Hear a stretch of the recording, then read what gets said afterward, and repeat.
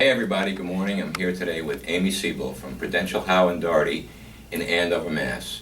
We're continuing our series of tips and tricks for home sellers and how do we help people maximize that home selling process. Good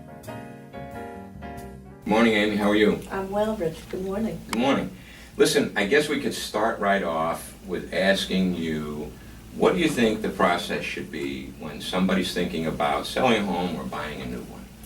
Well, that's a really good question, Rich. I think that for most people, they need to know how secure they are in the sale of their home. They need to know how much money they're going to put in their pocket, which translates to their buying, whether they're buying up or they're downsizing. And so the most important step, first step, is to hire a qualified realtor, somebody with a good reputation, and someone they feel that they can work with through the process, who's going to be a good counselor and guide them through how to price their home, how to stage their home, what is the timing they need. There's so many questions to answer that they need to start with an experienced realtor and get their house on the market, under agreement, and then move forward on the buying end. So you think getting together with a good realtor on the sell side is important even if you're thinking about buying?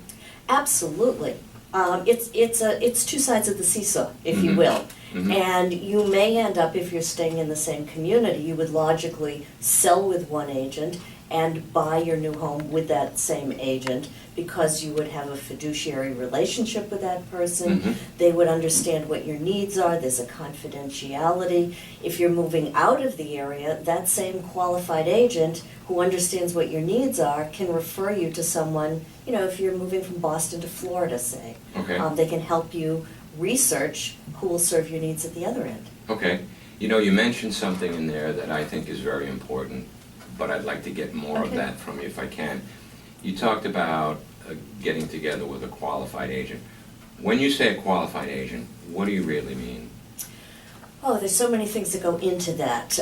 From my standpoint, it is someone who is particularly ethical.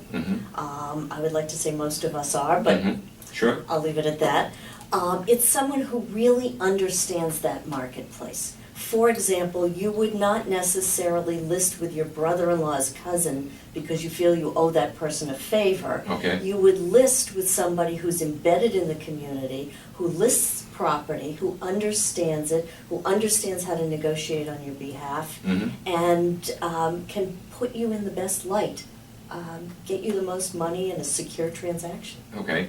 Now, historically, or at least generally speaking in Massachusetts, most agents are charging the same amount.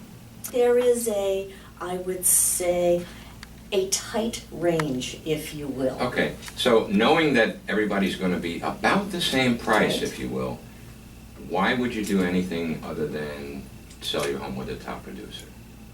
Oh, I don't know why you would do anything except work with a top producer. First of all, you need to interview your realtor, and you need to find out what is that person going to do for you. There's the old comment, list and pray.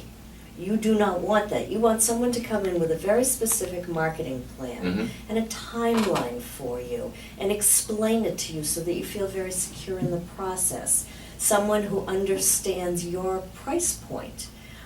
You might know someone who's a condo expert, but that person may not understand how to move your luxury house or vice versa. So there's so many things that go into finding the right person. So people are specialists in different types of properties? Some people places? are specialists in a geography. Some Okay. people are specialists in a type of property. Some people do rentals, period.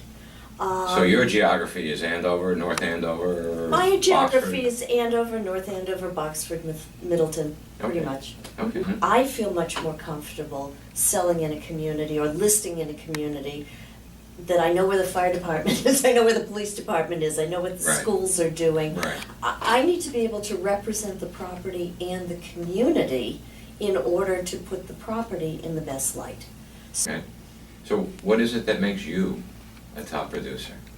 It's a loaded question. It is a loaded question, and I appreciate the question. I have been in this marketplace for 30 years. Wow. Merrimack Valley And I came to it from a teaching background.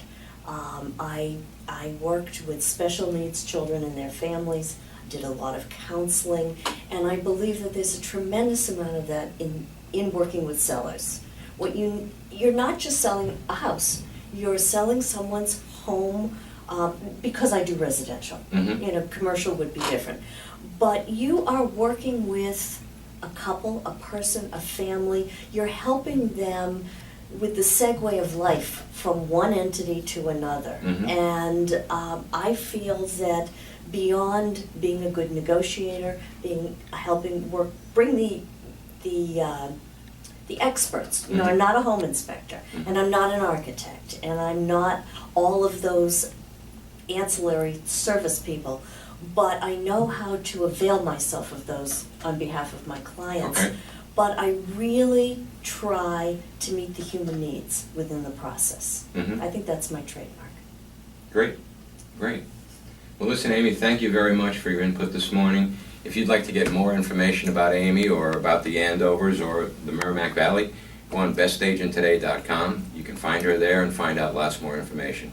Thank you. Thanks, Amy. It's been a pleasure. Thank you, Rich.